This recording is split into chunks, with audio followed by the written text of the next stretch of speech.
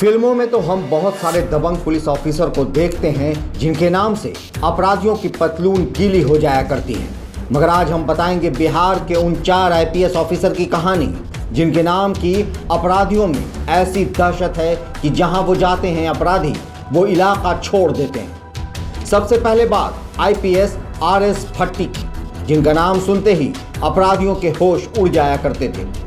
RS भट्टी, जिनका पूरा नाम है राजेंद्र सिंह भट्टी, जो पंजाब के रहने वाले हैं और ये 1990 बैच के आईपीएस ऑफिसर हैं। आरएस भट्टी एक ऐसे ऑफिसर रहे हैं जो अपनी ट्रेनिंग के समय से ही कड़क एसपी के तौर पर जाने जाते हैं।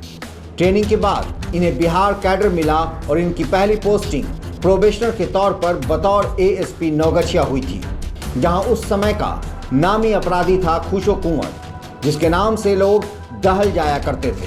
खौफ ऐसा कि उसके गांव या उसके आसपास के गांव की किसी लड़की से कोई शादी नहीं करना चाहता था। भट्टी की एक खासियत शुरुआती दिनों से ही रही कि वो कोई भी काम टास्क टाइम फ्रेम में बहुत ही अच्छे से किया करते रहे हैं। नौगछिया में खुशो कुंवर को पकड़ने के लिए भट्टी ने 40 दिन का समय तय किया था दबिश, और अपने नेटवर्क के जरिए उन्होंने कुंवर को 32वें दिन मोकामा में दबोच लिया। हालांकि उसे पकड़ने के लिए भट्टी और खुशो कुंवर में काफी पकड़ धकड़ भी हुई और यहां तक कि दीवार पर फांदा फांदी कर उन्होंने खुद उसे गिरफ्तार किया। ट्रेनिंग के दौरान ही प्रोबेशन पीरियड में बतौर एएसपी भट्टी का ट्रांसफर मुजफ्फरपुर हो गया। उस समय मुजफ्फरपुर में बाहुबलियों के उरूज का समय था। वहां पहुंचते ही भट्टी की हनक शुरू हो गई थी। जानकारी के मुताबिक भट्टी ने मुजफ्फरपुर में शुक्ला ब्रदर्स को बर्फ की सिल्लियों पर बांधकर खूब मारा था। फिर भट्टी जब एएसपी के तौर पर बाढ़ गए तो उन्होंने तब के बाहुबली और विधायक दिलीप सिंह को ही गिरफ्तार कर लिया था। जी हां, आप सही समझ रहे हैं, बाहुबली आनंद सिंह के बड़े भाई दिलीप सिंह। भट्टी ने दिलीप सिंह को उनके पटना विधायक आवास से तब गिरफ्तार कर लिया था जब विधानसभा का सत्र चल रहा था, जबकि नियम यह कहता है कि जब सत्र चल रहा होता है तो किसी विधायक को इस बीच गिरफ्तार करने के लिए विधानसभा के स्पीकर से इजाजत लेनी जरूरी होती है। मगर भट्टी तो भट्टी हैं। फिर बतौर एसपी मधुबनी जिले का पदभार संभाला और वहां पहुंचकर भी उन्होंने अपराधियों के होश उड़ा दिए। तब मधुबनी में हुई एक सामूहिक हत्या के बाद भट्टी ने अपराधियों का भट्टा बैठा दिया। कई अपराधी एनकाउंटर में मारे गए। फिर जब तत्कालीन Patna city SP doctor Ajay, वो भी एनकाउंटर स्पेशलिस्ट कहे जाते थे, उन्हें लालू यादव सरकार ने अखंड बिहार के समय जमशेदपुर को शांत करने वहां का एसपी बनाकर भेज दिया। तब पटना पर भी कंट्रोल रखना जरूरी था, लिहाजा भट्टी को पटना सिटी एसपी बनाकर लाया गया। लोगों का कहना था कि भट्टी के पास एक लाल डायरी हुआ करती थी, जिस डायरी में अगर किसी अपराधी का नाम लिख लेते तो फिर वो अपराधी गायब ही हो जाया करता था। आरएस भट्टी वो कड़क आईपीएस ऑफिसर हैं जिन्होंने अशोक सिंह की हत्या की जांच की। वही अशोक सिंह जिन्होंने मशरक विधानसभा चुनाव में प्रभुनाथ सिंह को हराया था, जिसके बाद बम मारकर उनकी हत्या कर दी गई थी। आरोप लगा प्रभुनाथ सिंह पर। कहा जाता है कि इस केस को भट्टी ने अपनी आदत के अनुसार 72 घंटे में ही क्रैक कर दिया। भट्टी की दबिश ऐसी थी कि प्रभुनाथ सिंह को छिपने के लिए जगह नहीं मिल रही थी। आखिरकार एक रविवार को उन्होंने एक जज के सामने उनके घर पर सरेंडर किया। सूत्रों के मुताबिक गिरफ्तारी के बाद प्रभुनाथ सिंह थाने में कुर्सी पर बैठे थे, तभी वहां भट्टी आए और जोर की डांट लगाते हुए उन्हें हाजत में बंद करवा दिया।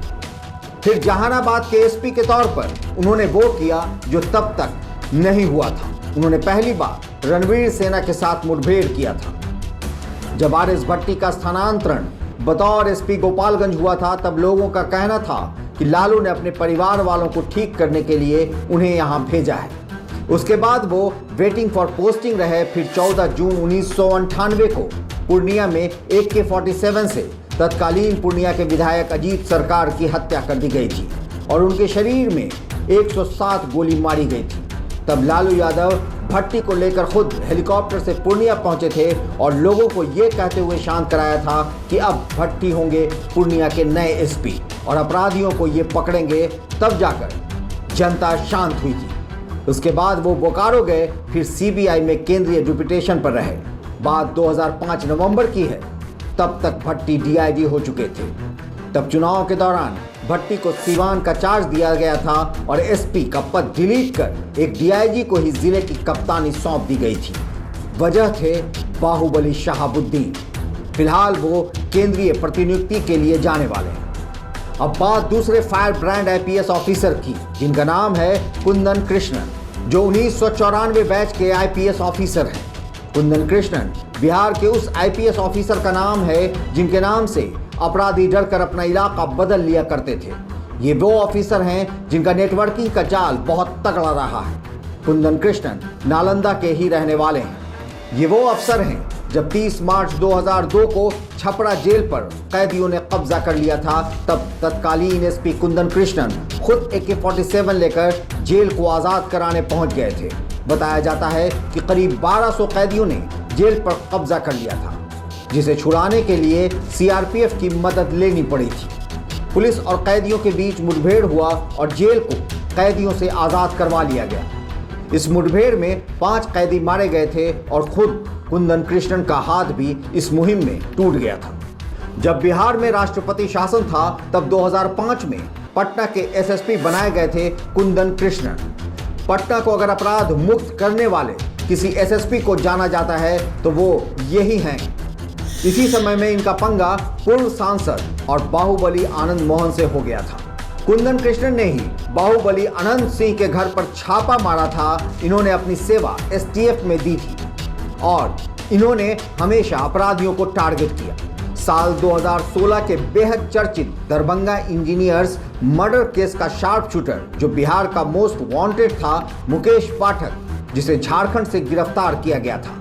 ये भी एक नाटकीय घटना थी क्योंकि वो नेपाल में था और उसे चकमा देकर झारखंड बुलाया गया था।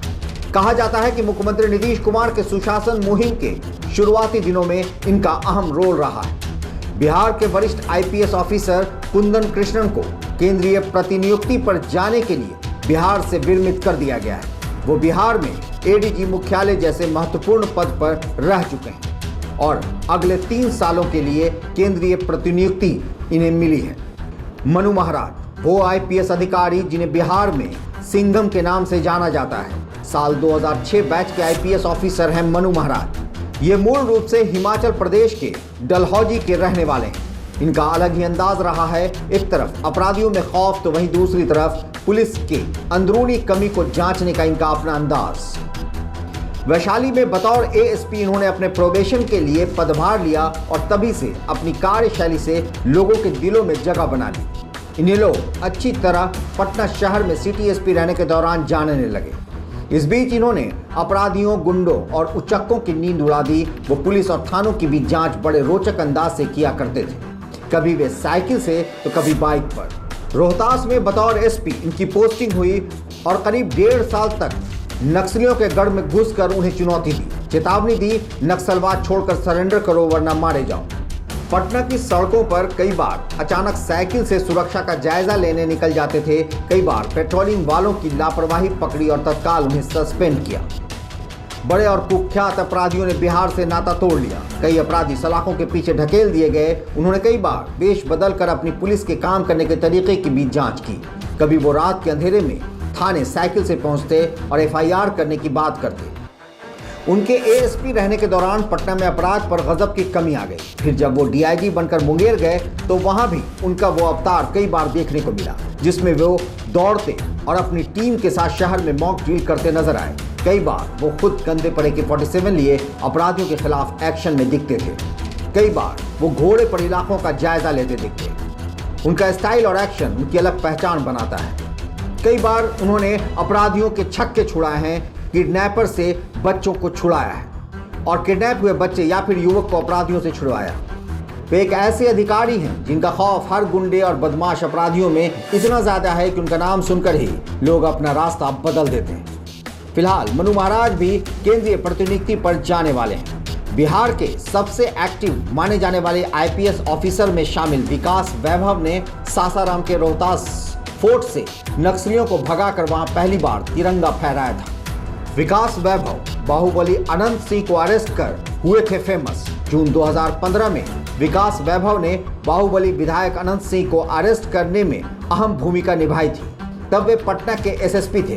खास बात यह थी कि उन्होंने बाहुबली को अरेस्ट करने से एक दिन पहले ही पटना में एसएसपी के पदभार को ग्रहण किया था। साल 2013 में पटना के गांधी मैदान ब्लास्ट और उसके पहले बोधगया ब्लास्ट की तफ्तीश करने वाली टीम की अगुवाई भी विकास वैभव ने ही की। वैभव विकास 2003 बिहार कैडर से आईपीएस अफसर हैं। वे आईआईटी कानपुर से इंजीनियरिंग में पोस्ट ग्रेजुएट हैं। एनआईए में रहते हुए आईपीएस विकास वैभव ने कई आतंकी वारदातों की गुत्थियां सुलझाई हैं। उन्होंने इंडियन मुजाहिदीन के नेटवर्क की कमर एनआईए में रहते हुए तोड़ी थी। बिहार इन शॉर्ट से मैं शादाब मलिक। अगर आपने हमारे यूट्यूब चैनल को सब्सक्राइब नहीं किया है तो ज़रूर कर लें। फेसबुक पेज को लाइक करना ना भूलें।